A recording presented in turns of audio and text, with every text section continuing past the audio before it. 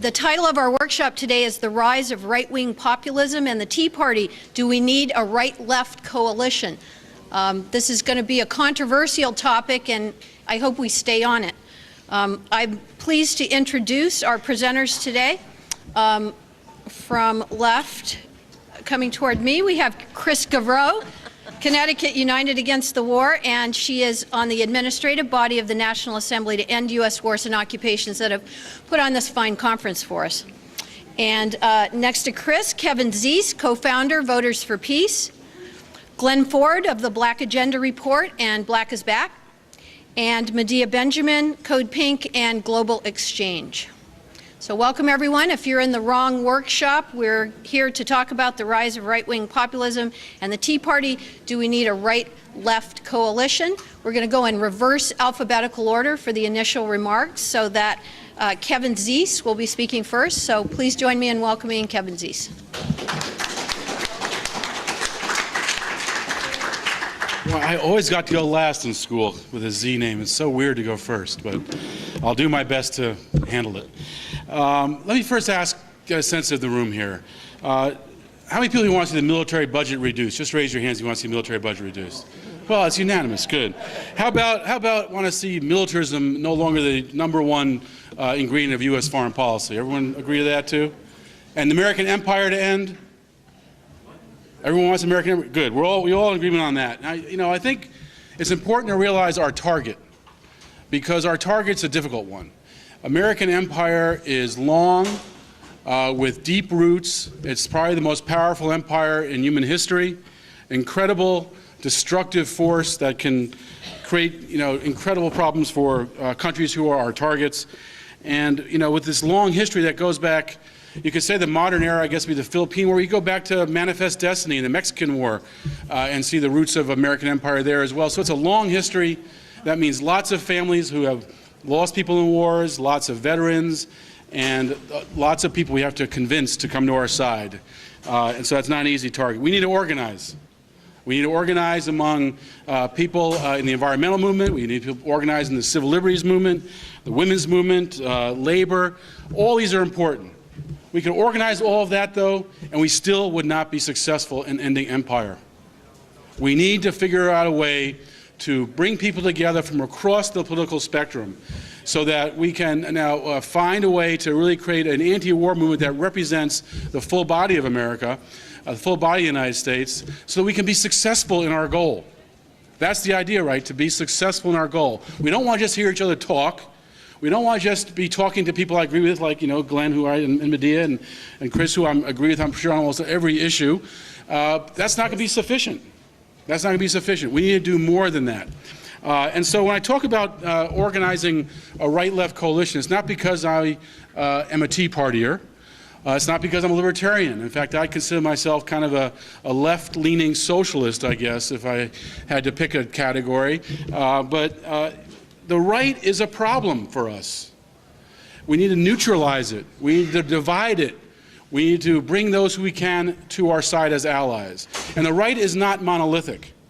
If you look at the history of anti-empire work, you will find people from the traditional conservative side being major players in it throughout our history.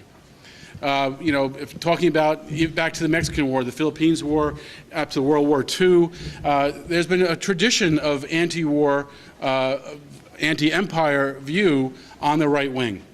Now that view has been not heard very much lately. And the dominant view, I'd say, on foreign policy comes from the neocons. I don't see us ever aligning with the neocons, by the way. That's not going to happen. But I know when I talk to people on the traditional right, they see the neocons as their enemies even more than we do. Even more than we do. They see those neocons as taking away what really should be an opposite foreign policy perspective if you really are a traditional conservative. And so we have a common enemy in that regard. As the Tea Party, I see the Tea Party, if I had to pick one word to describe them, it'd be confused. They have, no question, some serious problems with race issues, with immigration issues, but they also have some serious economic issues that, in many respects, we all have the same problems with. They don't quite get it, though. They think that the solutions, or they see, and you can't talk about they because it's such a confusing group, as more of a free market, less government approach, when the reality is we actually see the problem is corporate government, corporate cronies who are dominating government, corporate welfare that robs the middle class and workers and the new economy that we need to develop. So, I think we have to figure out ways to educate some of those in the Tea Party. I think many of them will be more on our side than we realize. Now, there already is some divisions on the right starting to show its face, and I think that's in part because we have a Democrat in the office of president. Unfortunately, just like the peace movement is too often tied to the Democratic Party, right wingers are too often tied to the Republican Party, and both of us, are screwed by that alliance. So, but we're starting to see like people like Ann Coulter, coming out challenging the Afghanistan war, and I think that's a great thing. George Will, Pat Buchanan, more and more people on the right are speaking out against war, and I think that's a positive step. We need to heighten that and encourage that. One of the long-term, strong anti-war groups in the country has been antiwar.com. They come out of a libertarian anti-war perspective, which is and it's a very powerful website, antiwar.com, if you want to stay on top of what's going on in the wars around the world. Now, what does right-left accomplish for us? Right-left accomplishes for us an opportunity to reach out to more people in the country. When you hear different political perspectives, not everyone is on the left, some are on the right, some are on the center. If we have people who are icons or spokespersons from different aspects of the political spectrum, we can pull more of those people to the anti-empire perspective. And that really is what we have to do if we want to succeed in accomplishing our objective of ending U.S. empire. Another good thing about being a right-left thing is it keeps us on the anti-war side, from the left side, less partisan, non-partisan. I think that one of the, if you talk about working people you don't agree with, look at the Democratic Party.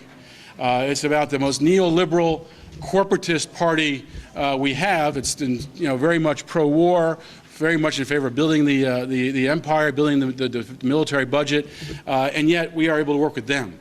And I think that it actually has hurt us in some ways that we've gotten too partisan. We need to figure out ways to keep our independence. And I think by having people in our coalition who are not Democrats, who are clearly antagonistic to the Democratic Party, it will keep us more independent in our thinking. I think that's where we have our most strength. So it will help us with our nonpartisanship, which is a problem we've had. It's almost killed us when Kerry ran for president, when Obama is president now. It's made it very hard for the anti-war movement to get going.